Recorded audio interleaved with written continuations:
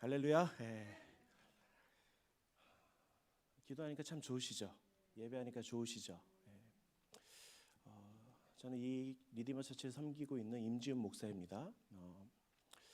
제가 2년 전에요, 이곳에서 혼자 예배하는 시간이 있었어요. 그때 제가 이곳에서 혼자 예배를 드리고 있는데 가끔 예배할 때 주님이 질문하실 때가 있어요. 지훈아, 뭐가 보이느냐라고 저에게 질문하셨어요. 갑자기. 근데요, 제가 그때 좀 희한한 경험을 했습니다. 저도 모르게 제 입술에 고백 안에 부흥이요라고 대답했어요. 제가 부흥이요라고 얘기를 하고 제가 너무 깜짝 놀랐어요. 근데요, 제가 이 말을 고백하고 나서요, 막 주님 앞에서 막 엉엉 울었어요. 왜 울었을까요? 사실요, 아무것도 안 보였거든요. 근데 제 상황은 아무것도 보이질 않는데 제 입술에서 부흥이라는 단어가, 할렐루야. 여러분, 이런 장난이 있어요. 군대 가면요, 좀 울리네요 소리가. 이등병 때 선임들이 장난을 쳐요. 자, 손으로 눈을 가려봐. 뭐가 보이니? 아무것도 안 보입니다. 이것이 너의 미래다. 네. 여러분, 시대가 어둠으로 뒤덮인 것 같아요. 아무것도 안 보여요. 근데 제 입술의 고백 안에 주님이 주신 감동으로 터진 것 같아요. 부흥이요. 여러분, 지금 우리가 흥분되는 사건이 있잖아요. 에즈버리의 부흥. 여러분, 이때 이 소식을 듣고 여러분 좀 어떠한 기분이 드세요? 막 흥분과 기대감이 있지 않으세요? 그런데 저에게 중요한 게 뭐냐면, 여러분도 그러실 거예요. 저는 코리 에즈버리는 알아도 제가 에즈버리 대학교 처음 들어봤는데, 코리 에즈버리 아세요? 유명한 예배 인도자인데. 여러분, 코리 에즈버리 에즈버리 신학교에 부흥이 있어서 너무 감사한 일인데, 제 원함은 이거예요. 그 부흥이 주님 이곳에 임하는 걸 제가 보고 싶어요. 그죠? 예. 저희 교회에 임한 하나님의 영광을 보고 싶은 거예요. 저희 교회도 이제 저희의 부흥의 모습들이 있잖아요. 주님, 좀 한 100명 출석 좀 넘어보고, 할렐루야. 예? 막 교회 재정도 막 부어지고, 막 치유와 기적이 막 일어나고. 여러분, 부흥이, 근데 제가 주님 앞에 질문해요. 주님, 과연 부흥이 올까요? 주님, 부흥이 오긴 오는 겁니까?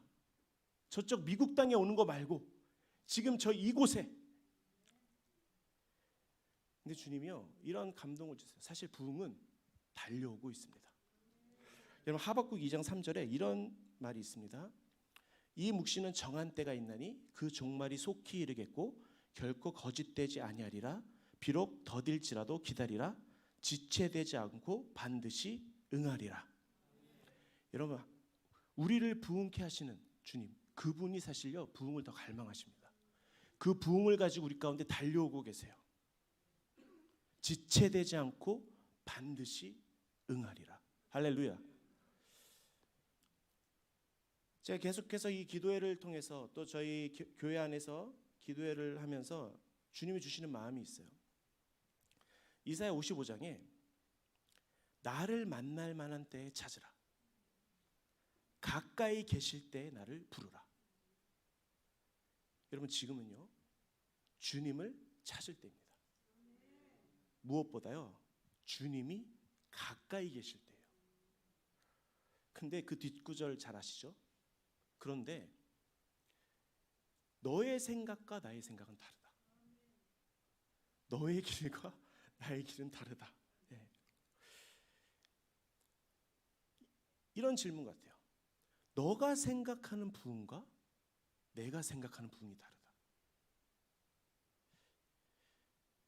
제가 꿈꾸는 부흥이 있었어요. 예배 인도자로서 수만 명이 모인 스타디움 안에 예배 인도를 할 때 막 수만 명의 사람들이 주님 앞에 돌아오고, 할렐루야. 근데 거기에 서 있는 사람은 난 거야. 내가 예배 인도를 하는 거야.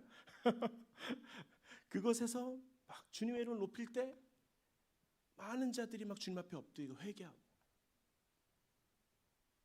이것도 보기 원합니다. 할렐루야. 네. 근데 앞으로의 부흥이 어떻게 올까? 너가 생각하는 부흥과 내가 생각하는 부흥 다르다. 그래서 근데 우리는 이 사실을 잘 알아요. 주님, 제가 원하는 게 스테디움 무대 안에서 수많은 사람들이 예배하는 건데 그렇게 안 하실 거죠, 주님? 그거 아니죠. 근데 제가 원하는 건 분명 그건데 아닌 것 같아.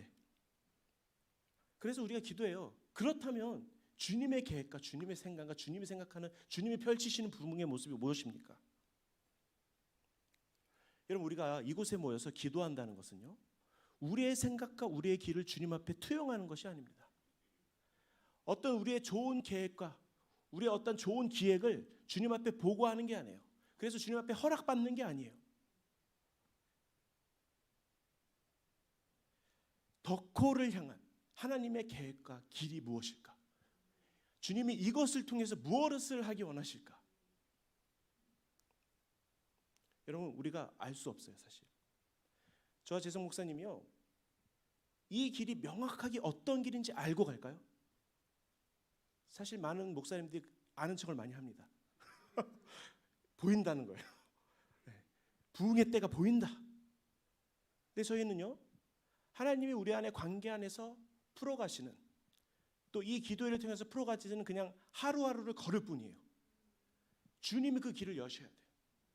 우리의 생각과 우리의 판단과 우리의 어떠한 모습으로 나가는 것이 아니라 우리는 하루하루 걸을 수밖에 없어요. 사실 안 보이는 게 맞아요. 덕호를 통해 개인적으로 받은 말씀을 좀 나누겠어요. 이사야 13장 4절에 산에서 무리의 소리가 나며 많은 백성의 소리 같으니 곧 열국 민족이 함께 모여 떠드는 소리라. 만군의 여호와께서 싸움을 위하여 군대를 검열하심이로다. 제가 이렇게 감동이 오는 것은요, 이 덕홀 기도 또 이 덕홀 운동을 통해서요, 부모 세대와 아비 세대와 자녀 세대들의 새로운 정렬이 일어나기를 소망합니다. 여기 계신 대부분의 우리 세대가 부모 세대잖아요. 저는 이것은요 되게 중요하다고 믿습니다. 사실 덕홀 운동에 많은 다음 세대들이 모여야 할 기도의 이 자리에 대부분의 우리 세대가 부모 세대예요. 근데 저는요, 이 다음 세대가 일어날 때 부모 세대 역할이 가장 중요하다고 믿습니다. 여러분, 하나님이요 마지막 때 전쟁을 준비하시는데 군대를 검열하신다고 해요.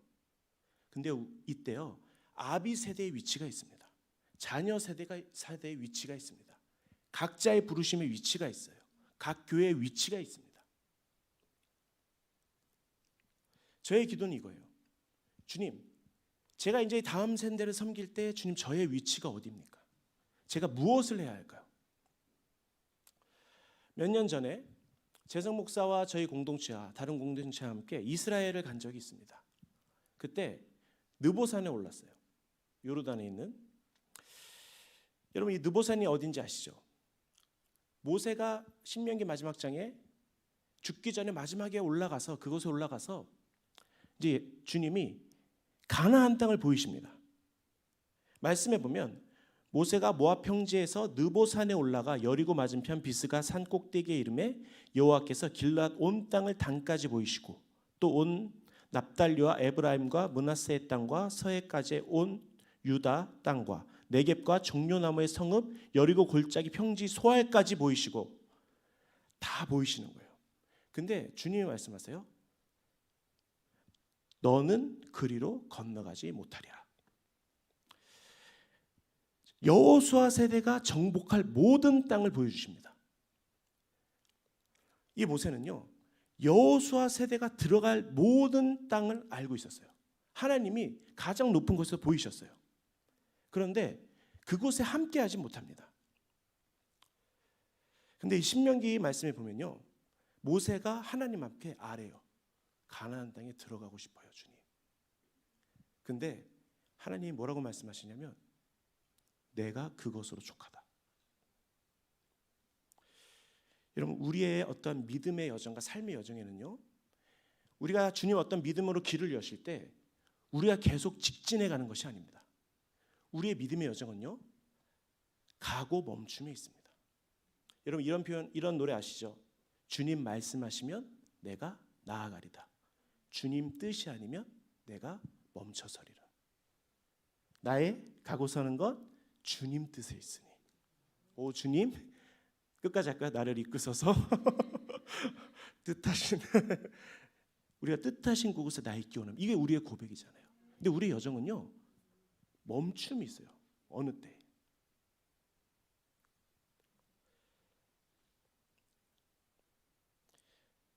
그런데 이 모세가요 이 느보산에서 죽게 되잖아요. 근데 어떤 신학자는요 이 모세가 에녹과 같이 들림을 받았다는 표현을 해요. 왜냐하면 이 말씀에 보면 모세가 어디에 장사된지 아무도 모른다는 표현이 있습니다. 그런데 모세의 여정이요 여기까지였어요. 그리고 여호수아 세대가 그 가나안 땅을 들어갑니다. 자, 모세가요 가나안 땅을 봅니다. 근데 거기까지예요. 그리고 이 여호수아 세대가 가나안 땅을 들어가게 돼요. 모세는 느보산에서 그 믿음의 여정을 마치게 돼요. 근데 저는요 이 모세의 이 여정을 보면서 많은 부분은요 아비 세대의 역할이 이런 거일 수 있겠다는 생각은 했어요. 여러분 하박국서에 이런 표현이 있습니다. 달려가면서도 읽을 수 있게 하라. 근데 이 달려가는 세대가 어떤 세대입니까? 자녀 세대예요. 근데 읽을 수 있게 하는 세대가 누구입니까? 부모님 세대입니다. 여러분 스피드 스케이팅이라는 경기가 있어요. 그 경기를 이렇게 하는 걸 보면요 인라인과 아웃라인이 있습니다. 근데 이 라인을 계속 아웃라인으로 도는 건가요? 이 스피드 스케이팅 두 명이서 경쟁을 할 때 이것을 번갈아 가면서 돕니다. 근데 이 번갈아 가면서 돌 때 이 선수들은요 그냥 달려가기 때문에 자기가 안으로 들어갔는지 바깥으로 들어갔는지 헷갈릴 때가 있어요. 그냥 달립니다. 근데 그때 이것을 지도해 주는 코치가 있어요. 편말을 들어요. 지금은 바깥이야. 지금은 아니야.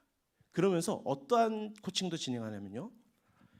이 사람이 체력적으로 이것을 잘 완수할 수 있도록 속도를 맞춰줍니다.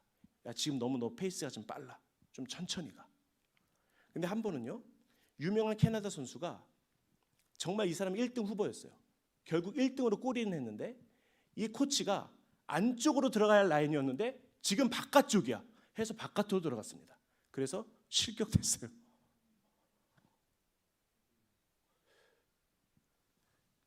자, 근데 여기서 보면요. 많은 부분 우리 다음 세대도 이렇게 달려갑니다. 근데 우리 부모 세대는요.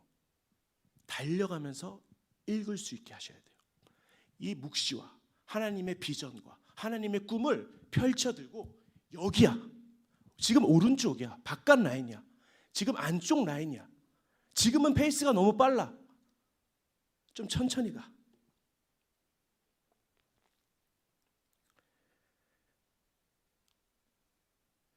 여러분 근데 우리 여정이요 모세와 같죠. 비단 이 모세의 역할이 부모 세대의 역할일까? 근데 우리의 많은 부분요 하나님이 어떠한 길을 보여주세요. 때로는 옆 사람의 길을 보여주실 때가 있어. 근데 보여주시기만 해요. 그 몫은 그 사람의 것이 아닙니다. 옆 사람의 몫이, 옆 사람의 그 열쇠를 풀는 힘은 그 사람에게 있어요. 여러분 많은 선지자들이요 한국 땅에 대해서 예언을 많이 하십니다. HM에 가면요 누구죠? 척 피어스 선지자, 시드니 제이콥스 목사님 이런 분들이요. 제가 그걸 들으면서 사실 한국에 사는 저로서는 와 어떻게 한국 사람보다 더 한국에 대한 마음을 많이 품고 저렇게 막 예언적으로 선포하지? 네. 저는 그런 생각을 한국 땅에 생각해 본 적도 없는데 우리보다 우리를 더 잘하시는. 근데요 그분들은요 그것을 봅니다. 우리가 어디로 가야 할지 방향을 보고 있어요. 근데요 그 방향대로 그 땅을 정복하는 자는 우리 몫입니다. 그분들이 들어갈 수 없습니다. 우리가 들어가야 돼요. 그 권위를 우리가 갖고 있어요. 여러분 각자의 몫이 있습니다. 각자의 역할이 있어요. 이것이 하나님 나라를 이루는데 중요한 원리입니다. 여러분 여호수아 세대가요 요단강을 건너가게 돼요. 그때 여러분 아시죠? 요단강이 어떻게 됩니까? 갈라집니다. 홍해 때와 같이. 여러분 이러한 기적이 이 세대 가운데 일어나야 돼요. 여러분 이 기적을 주님이 보이신 이유는 먼저 이 기적의 주체가 바로 하나님이시다. 그리고 두 번째는요. 이러한 기적을 통해 아비 세대와 헌신과 그 기적을 보이신 하나님을 기억하라는 거예요.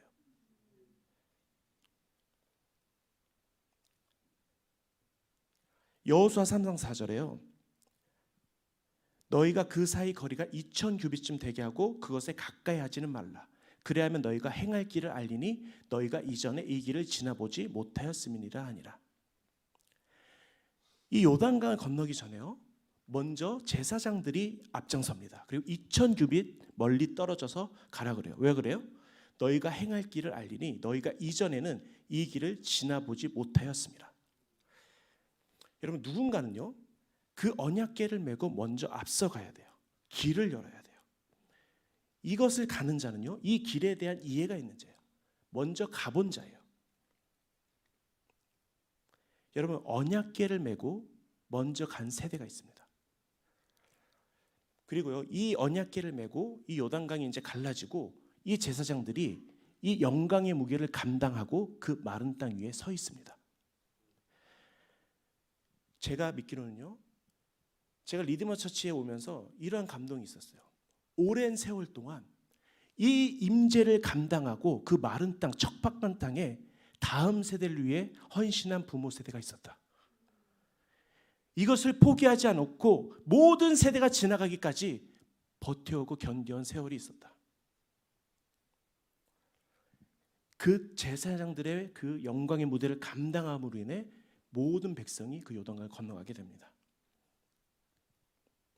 사실 이 모세의 모습과요, 이 꿈을 꾸는 모세와 같은, 그리고 이 언약궤를 맨 제사장, 그 척박한 땅에서 그 영광의 무게를 감당했던 이 제사장이 저는 어느 부분 우리 이 한국 땅의 아비 세대의 모습이라고 믿습니다. 다음 세대가 이 요단강을 지나가요. 근데요, 이 중요한 것은요, 이 제사장들도 마지막에 그것을 따라갑니다.